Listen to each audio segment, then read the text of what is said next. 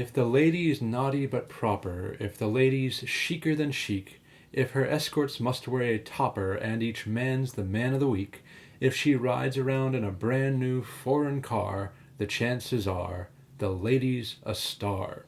If her smallest party is really extensive, with tons of expensive caviar, if the lady's someone with the same credentials, someone with the same essentials, someone who is worshipped from afar, she's a genuine, positive, totally marvelous, perfectly wonderful star. We are describing the supercalifragilisticexpialidocious Julie Andrews as Gertrude Lawrence with the lyrics of Sammy Kahn, and I am Daniel Kremer for Trailers from Hell. Today we're going to be talking about what is likely the best public screening experience I have ever had, and on a 70mm print, no less. It is Robert Wise's Star, and here's my laser disc of the film. I've still got it, and weirdly enough, for a number of reasons, not least of which is the framing and the cropping and aspect ratio, it remains the best way to see it on the home video market. When it comes to other rare antiquities, I've also got the soundtrack LP back at my parents' house all the way across the country. So it's probably in the basement somewhere, storage area, but I do have it. So sprinkle some glitter and be fabulous as we roll not just one, but two trailers on Star. The other is the retitled re-release trailer under the name Those Were the Happy Times. So roll the trailer. Star is yet another example of a film that nearly killed an ailing 20th century Fox back in the 1960s. While this one didn't quite kill the studio, it did seriously cripple it.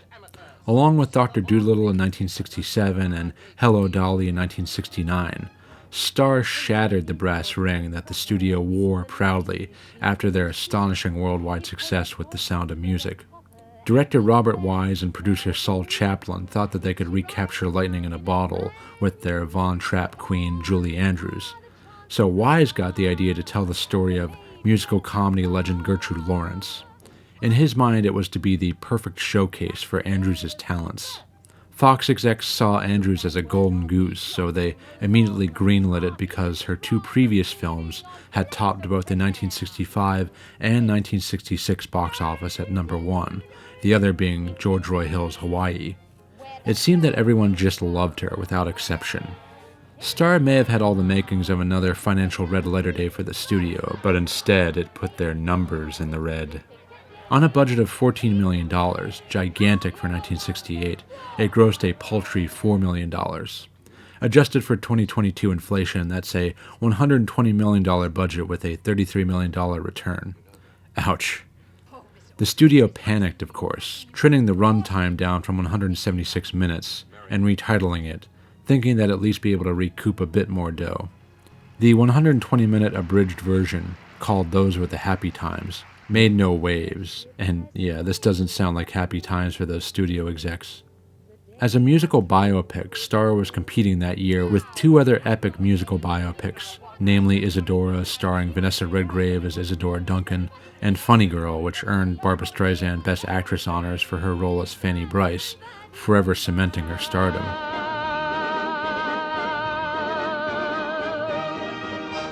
Star did get a few technical Oscar nominations, but it still disappeared. Keep in mind, too, that these are the days when Fox was scandalously suspected of buying nominations, as in the Best Picture nominations of Dr. Dolittle and Hello, Dolly, so this might have only stigmatized it further, but it would be hard to argue that the film didn't deserve most of its nods, especially for the supporting performance of Daniel Massey in the role of his own godfather Noel Coward, as well as Best Costume Design for Donald Brooks. The film apparently either held or still holds the record for the largest number of costumes or costume changes in a single movie. Julie changes 125 times in the course of the 3-hour runtime.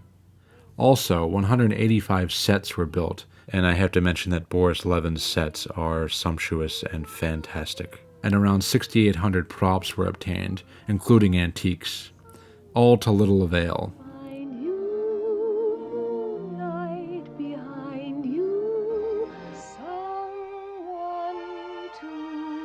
watch over.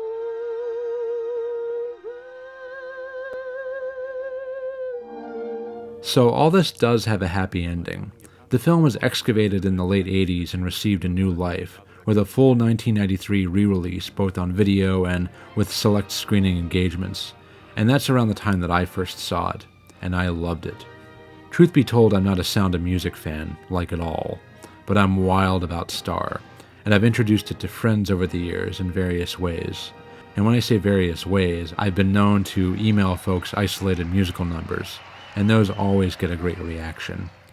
I got the opportunity to see Star on a 70mm print at Lincoln Center around 2012, and it was exciting to see the audience rise to their feet for a standing ovation after each musical sequence.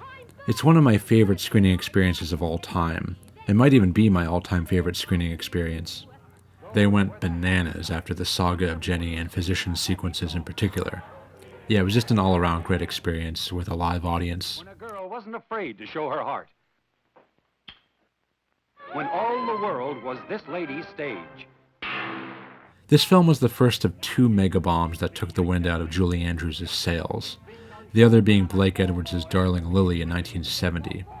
But out of that troubled production came a 41-year marriage that lasted until Edwards' death in 2010. Every cloud has a silver lining. Those were the happy times. Rated G.